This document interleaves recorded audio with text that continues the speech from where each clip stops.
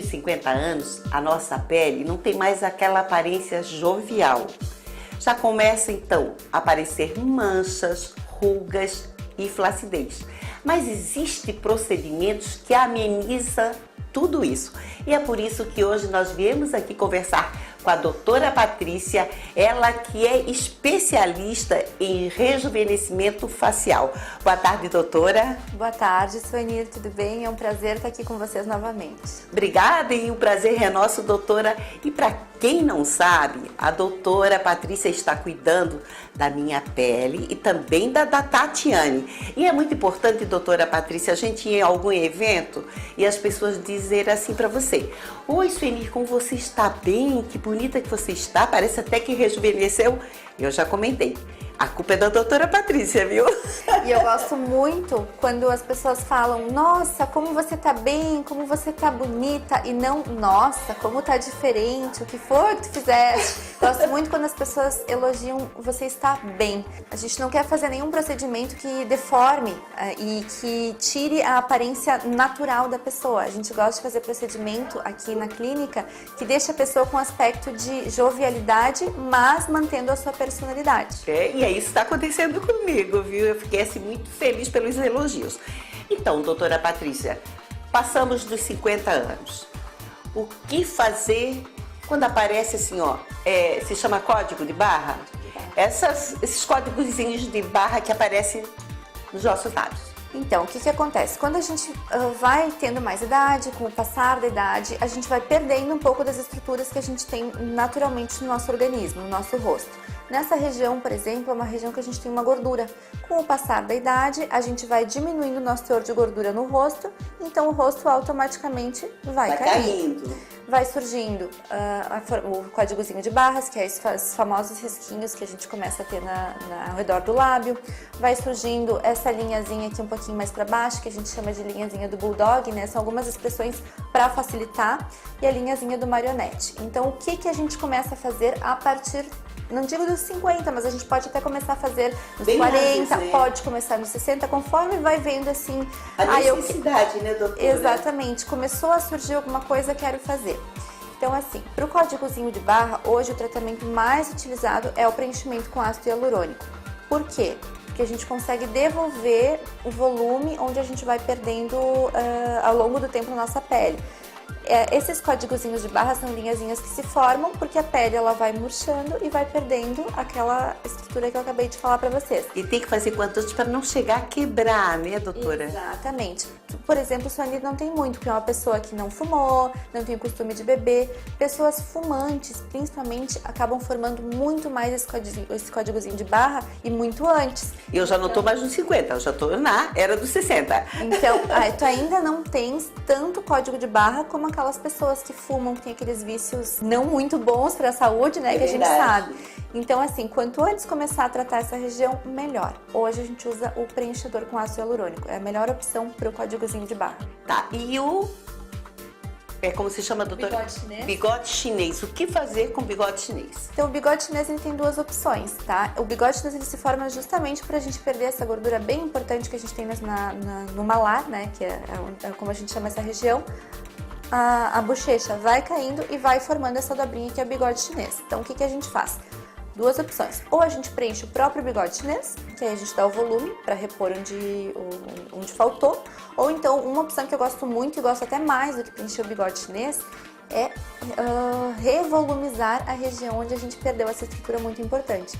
A gente preenchendo essa região do malar, a gente consegue voltar a esticar a nossa pele nessa região. Porque criou o volume, sobe o tecido, é isso, Sobe o doutora? tecido e automaticamente vai perdendo o vinco. Claro que esse processo já dá um rejuvenescimento a mais do que só preencher a linha do bigode chinês, porque a gente vai trazer de volta aquela estrutura que a gente vai perdendo. É muito importante a gente fazer essa harmonização, porque daqui a pouco a gente começa a preencher só o bigode chinês, começa a preencher só algumas linhazinhas e a pessoa não tem aquele resultado tão esperado que é o de rejuvenescimento. A gente acaba tirando essa linha de expressão. Mas o rejuvenescimento, aquele ar de saúde, aquela expressão que a gente tinha quando tinha 20 anos atrás, a gente só consegue retomando as estruturas que a gente foi perdendo. O que eu acho muito interessante, porque todos esses procedimentos não são cirúrgicos, né? Não é a mini lift, não é nada, são procedimentos injetáveis, são procedimentos invasivos sim, mas são feitos em consultório apropriado, porque eles não são cirúrgicos. Uma outra coisa, doutora, é essa bolsa, às vezes essa bolsinha aqui abaixo do olho. Dá para fazer um tipo de procedimento assim sem precisar ser cirúrgico? Então assim, a gente tem que avaliar todos os pacientes. Essa região aqui a gente chama de pálpebra inferior. Sim. Então quem tem excesso da pálpebra inferior ou da superior também, a gente sempre avalia. Se a pessoa tem aquela bolsa que forma bem redondinha e que fica aquela gordura, o indicado é partir direto para a cirurgia.